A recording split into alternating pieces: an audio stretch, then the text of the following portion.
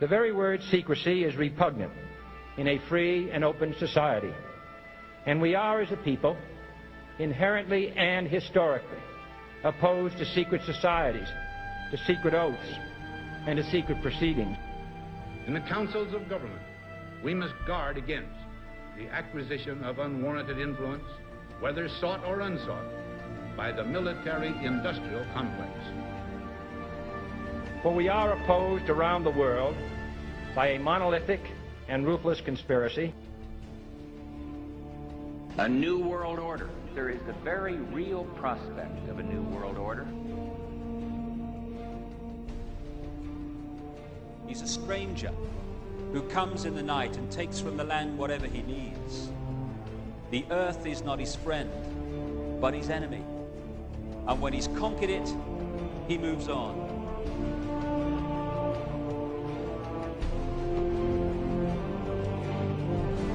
Wake the fuck up!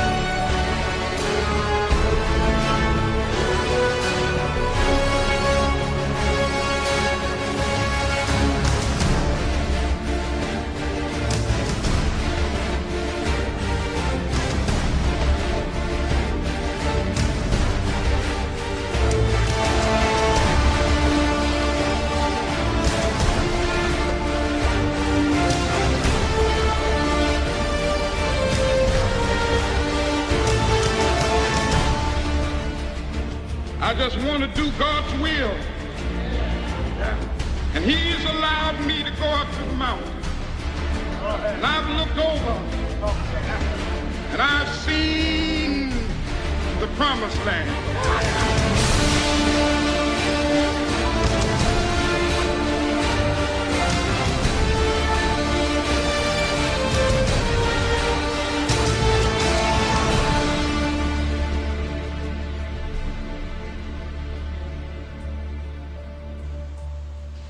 I don't have to tell you things are bad. Everybody knows things are bad. The dollar buys a nickel's worth. Banks are going bust. Shopkeepers keep a gun under the counter. Punks are running wild in the street. There's nobody anywhere who seems to know what to do, and there's no end to it. We know the air is unfit to breathe, and our food is unfit to eat. We sit watching our TVs while some local newscaster tells us that today we had 15 homicides and 63 violent crimes, as if that's the way it's supposed to be. We know things are bad, worse than bad. They're crazy. It's like everything everywhere is going crazy, so we don't go out anymore. We sit in the house, and slowly the world we're living in is getting smaller, and all we say is, please, at least leave us alone in our living rooms. Let me have my toaster and my TV and my steel-belted radios, and I won't say anything. Just leave us alone. Well, I'm not going to leave you alone. I want you to get mad.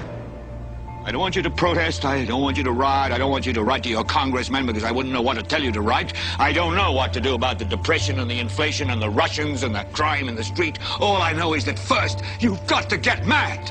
You've got to say, I'm a human being. God damn it. My life has value.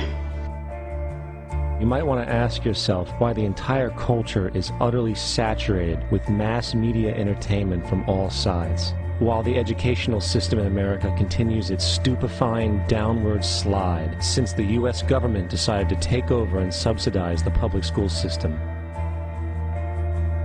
What your government pays for, it gets. When we understand that, then we look at government-financed institutions of education and see the kind of students and the kind of education that's being turned out by these government-financed schools. Logic will tell you that if what is being turned out in those schools was not in accord with what the state and the federal government wanted, then it would change it. The bottom line is that the government is getting what they have ordered. They do not want your children to be educated. They do not want you to think too much. That is why our country and our world has become so proliferated with entertainments, mass media, television shows, amusement parks, drugs, alcohol, and every kind of entertainment to keep the human mind entertained so that you don't get in the way of important people by doing too much thinking. You had better wake up and understand that there are people who are guiding your life and you don't even know it. We're in a lot of trouble because you people and 62 million other Americans are listening to me right now because less than 3% of you people read books. Because less than 15% of you read newspapers.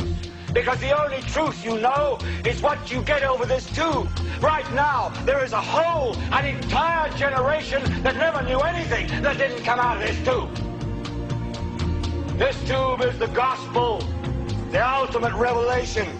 This tube can make or break presidents, popes, prime ministers. This tube is the most awesome goddamn force in the whole godless world. And woe is us if it ever falls into the hands of the wrong people. And when the largest company in the world controls the most awesome goddamn propaganda force in the whole godless world, who knows what shit will be peddled for truth on this network.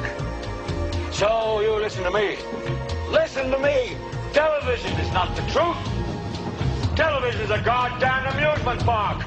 Television is a circus, a carnival, a traveling troupe of acrobats, storytellers, dancers, singers, jugglers, sideshow freaks, lion tamers, and football players. We're in the boredom-killing business. But you people sit there day after day, night after night, all ages, colors, creeds. We're all you know.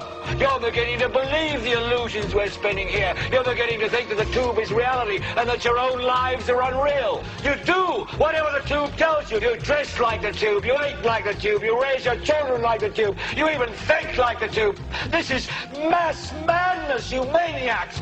In God's name, you people are the real thing. We are the illusion.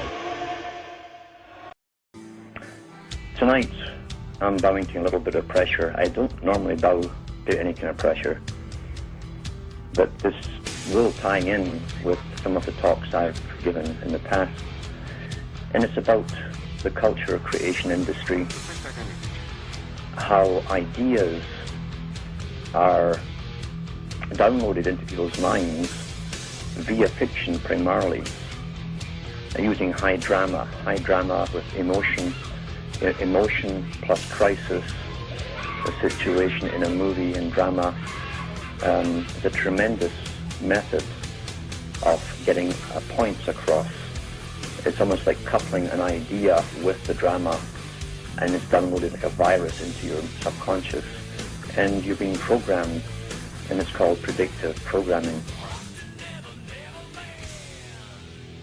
The technique is ancient, and it's an old science. Plato, in his Republic, talks about the culture industry of his own day and how it was essential not only for maintaining control over the people by the elite, but that they had to control everything that was given to the public. In other words, anything the public saw in drama on stage was authorized. Not only was it authorized, in ancient Greece, traveling troops of players would come into the cities and do their rounds, and it was compulsory to attend.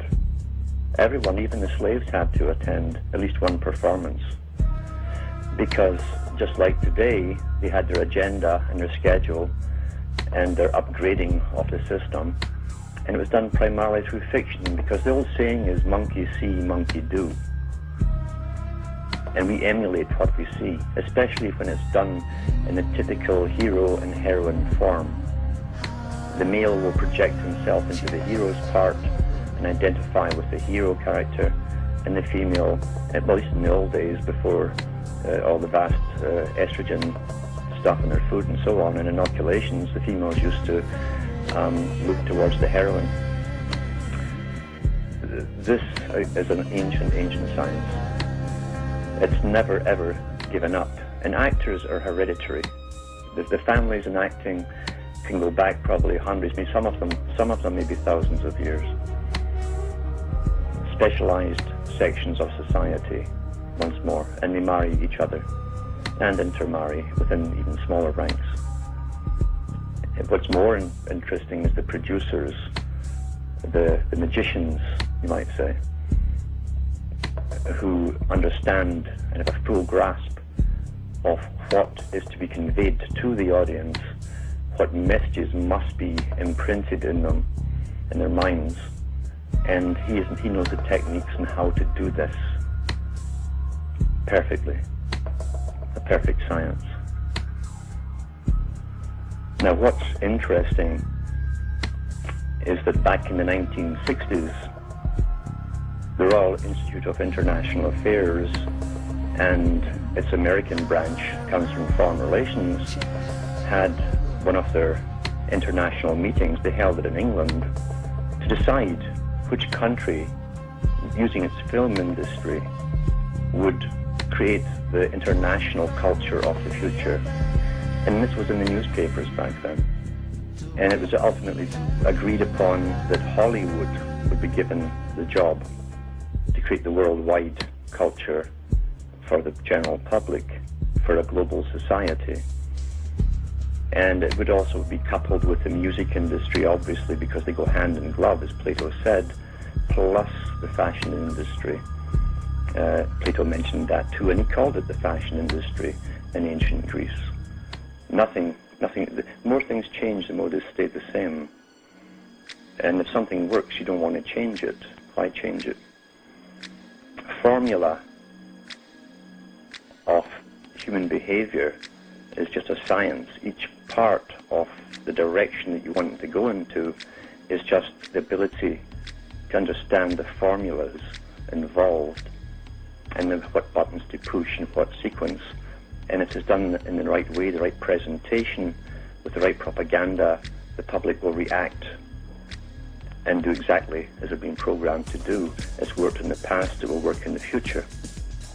That's why they're utterly confident that they can change society, even back to infanticide if they wish to, because they've done that in ancient Greece. So it was taught and practiced there.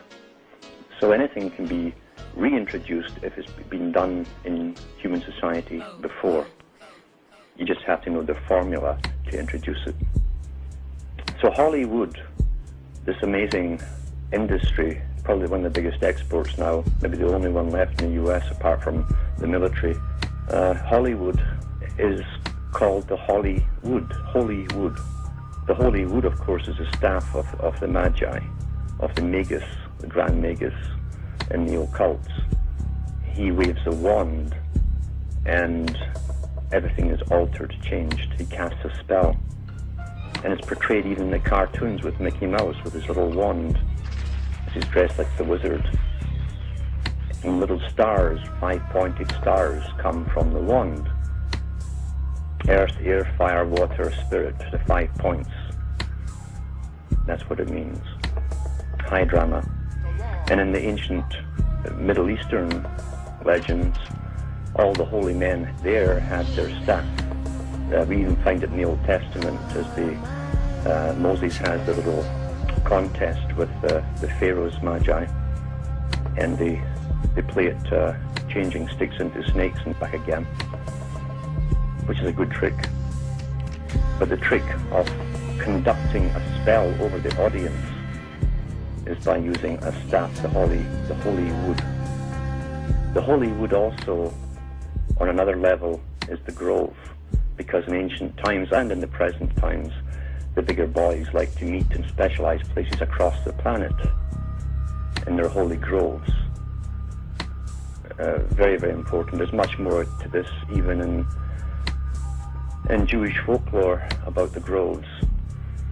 And Moses' brass serpent that was coiled around the staff that had made, it's all allegory, of course, for something else, which I understand, but supposedly it was placed in a grove. surrounded by trees. And that was a special place for the higher magi to meet.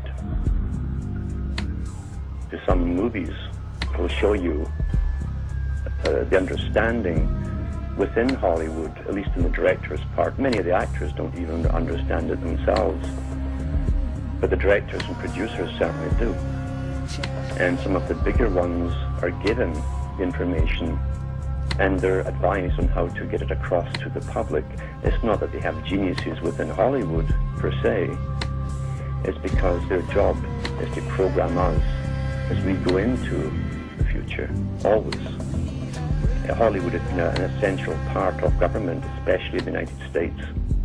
There are books out on Hollywood's involvement with making war movies. They churned out I don't know how many war movies in World War II.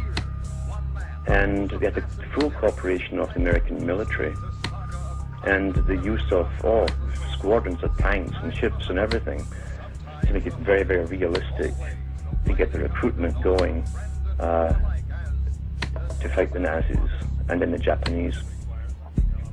Tremendous part of propaganda, and it's never stopped. And even today, the Pentagon admits they have funded some of the bigger movies to do with war and Jarhead and all this kind of nonsense to get the young guys in for recruits.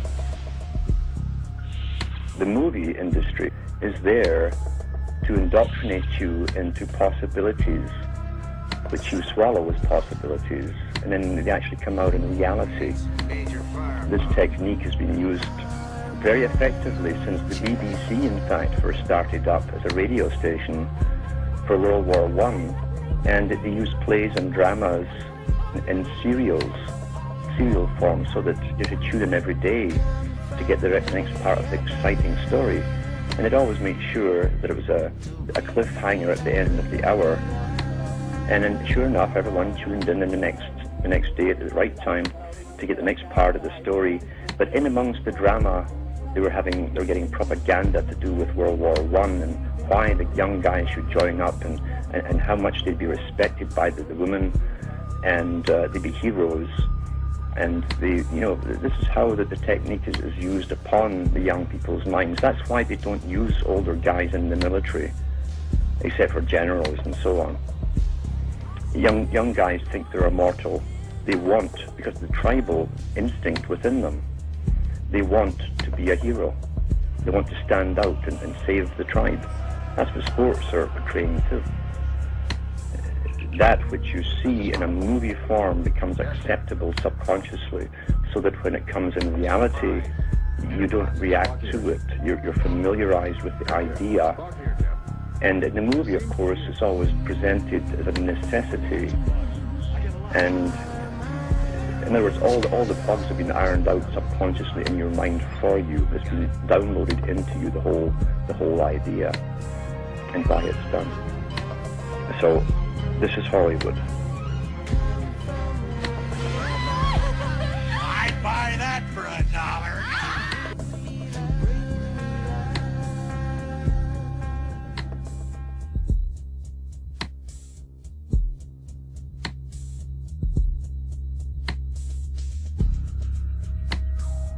I was an FBI agent for 27.5 years. At the time of my retirement, I was the senior special agent in charge of the FBI Los Angeles Division. I have been qualified in the courts as an expert on cults and satanic ritual abuse. I have information from various sources that judges, law enforcement, prosecutors, attorneys, doctors, and many prominent individuals, including actors, actresses, professional football and baseball players, are involved in these type activities. Being here, it's not done at all. It's I have this sort of white rabbit with a ticking clock where I need to kind of be doing it, but.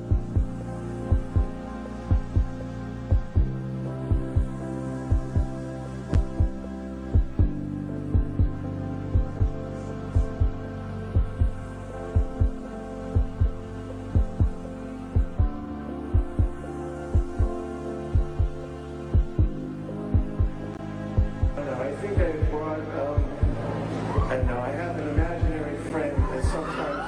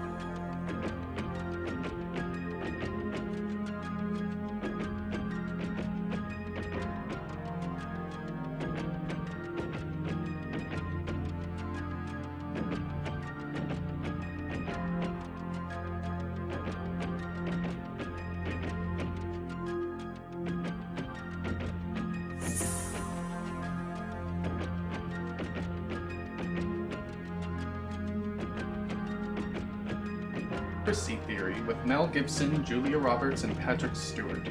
The main subjects that this movie covers are mind control, MK-Ultra, and the military-industrial complex. This movie follows the main character, Jerry Fletcher, played by Mel Gibson. In the beginning, Jerry is kind of a conspiracy theorist, but there's a lot more to his character that we learn later on. I'll play the introduction to the movie because there's a lot of important stuff here. I mean, it's disgusting. You know what they put in the water, don't you? Fluoride. Yeah, fluoride. On the pretext that it strengthens your teeth. That's ridiculous. You know what this stuff does to you? It actually weakens your will. Takes away the capacity for free and creative thought and makes you a slave to the state. So you ever wonder about all these militia groups, survivalist type kooks on the right-wing side? They say that they're defending the country from the UN troops. These guys are yelling so loud, my theory is, and this is a conspiracy, pal, that they are the UN troops and that they're in place. The infrastructure's ready, it's just a fait accompli. When the time comes, they'll just take over and we'll all be toast. Oswald, yeah, Oswald, that's what I said, Oswald. He said, I'm just a patsy, and that means that he didn't do it, right? Tell you the one about Arm & Hammer goes to the doctor, and the doctor said, hey, Armin, you've only got 3 minutes to live. And he says, oh my God, that's terrible news. Isn't there anything you can do for me, Doc? 3 minutes. And the doctor says, well, Armand, I can boil you an egg. I guess not. All right. Did you ever see those advertisements like, got milk?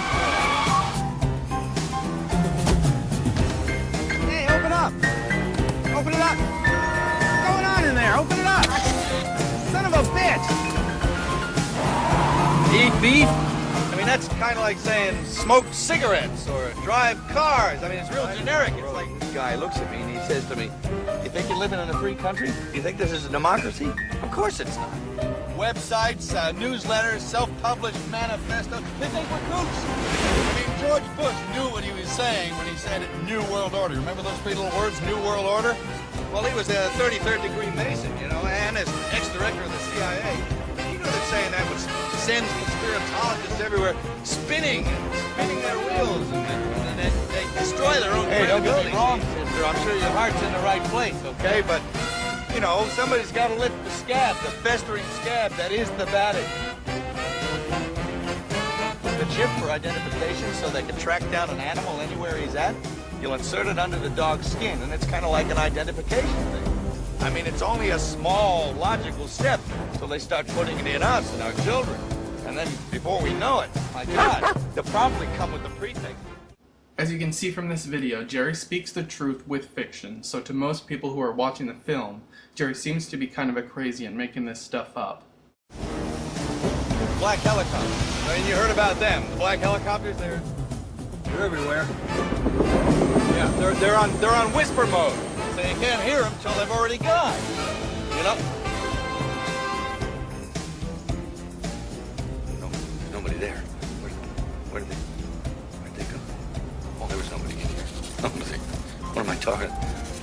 Why's the meter on? See the connection. You don't see. Oh, come on. 6 major earthquakes in 3.5 years, and the space shuttle up in orbit for every single one of them. Don't you think that's a little bit strange? Testing some top secret seismic weapon? No, not testing. Using nukes. I say we're talking weapon of the future. Okay. So Jerry Fletcher is talking about a weapon that can create earthquakes. Those of you familiar with HAARP will know exactly what he's talking about. Jerry is soon spotted and captured by a group run by Patrick Stewart that ties in with MK Ultra.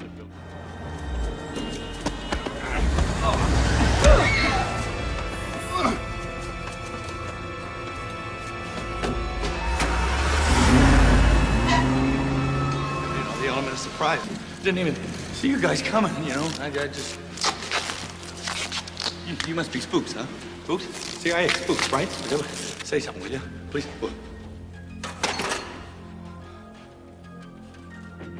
I was right. What was I right about? I wasn't right about it. No, I wasn't right. I was wrong. You guys are from NASA. That's right, you're from NASA. No, come on, fellas. No, not the eye. God. So we learned that Jerry Fletcher was actually a part of MK Ultra. I'm no expert, but I think this is the type of atmosphere with the dirty enclosed room and the flashing lights that is used for mind control to create alters.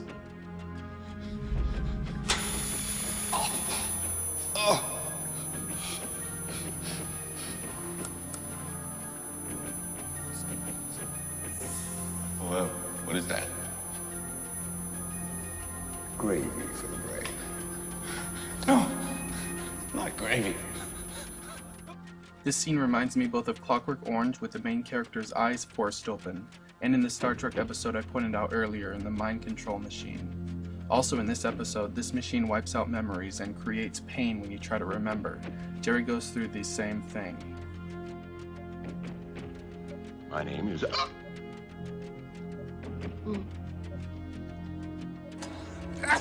Christ! Tell me what happened.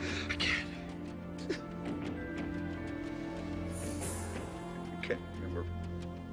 I can't remember them. I can't remember me. I can remember you. Jerry ends up escaping and finding the leading lady, Julia Roberts, playing Alice to tell her what's going on. Yeah, it'll stick me in the same place as Oswald, just another lunatic acting alone. The Oliver Stone, George Bush connection? Oliver Stone? Oh yeah, sure. I mean, he's their spokesman. Yeah, I mean, you think if anyone had the information that he's got and had a national podium to shout it from, that they'd actually let him do it. No, it's quite clear that he's a disinformation junkie for him. The fact that he's still alive says it all. I mean, he probably should be dead, but he's not. Can you prove any of this? No, absolutely not. A good conspiracy is an unprovable one. If you can prove it, I mean, they must have screwed up somewhere along the line, and if that's the case. They. They who? I don't know. That's why they call them they. And them, you know. That's what they start when you're young, you know. When you're little, they get at school, they Baden Powell all the boys, and they Betty Crocker all the girls, and when they air condition you, they put you in an easy bake oven, and you can't breathe it. Another interesting thing in this movie, Jerry sometimes has the incredible urge to buy the movie The Catcher in the Rye. The people of MK Ultra use this to keep track of their subjects. Bingo! Catcher in the Rye. We have a Woody program. Location is 33. The following is some more important dialogue in the film. It gets into the warring factions of the Illuminati. I mean, they monitor everything, absolutely everything. Elaborate on they. They. Well, there's lots of groups, actually, lots of initials. I mean, CIA, FBI, IMF, you name it. They. But really, they're part of the big two opposing factions. Which are? One. Some of them are really wealthy families. Their one thing is to maintain stability, or at least that's what they call it. The other group is Eisenhower's industrial military complex. And they want to maintain instability, so they say. So you're saying that Group 1 is warring with Group 2? Yes, at some levels they're at war, but at other levels there's the same group. It's really scary. I mean, it's hand in glove. You know, Cold War's, Hot War's, then they sit back and watch the whole damn dumb show. Jerry, what? Take a breath. Okay. Now, he doesn't really get into the names, but as I understand it, Jerry is speaking about the fact that the Vatican and Rothschild bloodline are sort of warring with the secret society New World Order faction. I think the more important question is, who are you? Those are much bigger questions than you think. I work for the Central Intelligence Agency on the MK Ultra program. Are you familiar with it? It was mind control. Manchurian candidate kind of stuff. That's a vulgar generalization, but yes, you take an ordinary man and turn him into an assassin. That was our goal. Now, MK Ultra was terminated in 1973, but not the research that I continued. It involved hallucinogenic research, electroshock to induce vegetative states, terminal experiments in sensory deprivation. Terminal. As in resulting in death. These things that you're talking about, you did them to Jerry? MK Ultra was science, sanctioned by the government.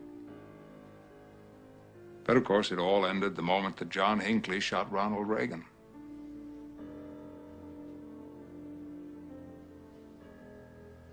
No, that wasn't us.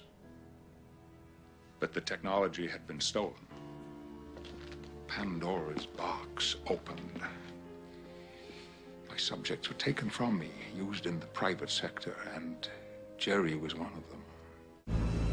David Berkowitz, Ted Bundy, Richard Speck. What about them? Serial killers. Serial killers only have two names. You ever notice that? But lone gunman assassins, they always have three names. John Wilkes Booth, Lee Harvey Oswald, Mark David Chapman. John Hinckley. He shot Reagan. He only has two names. Yeah, but he only just shot Reagan. Reagan didn't die. If Reagan had died, I'm pretty sure we probably would all know what John Hinckley's real name was. Open your mind. Open your mind. Open your mind. Open your mind. Open your mind. Open your mind. Open your mind. Open your mind.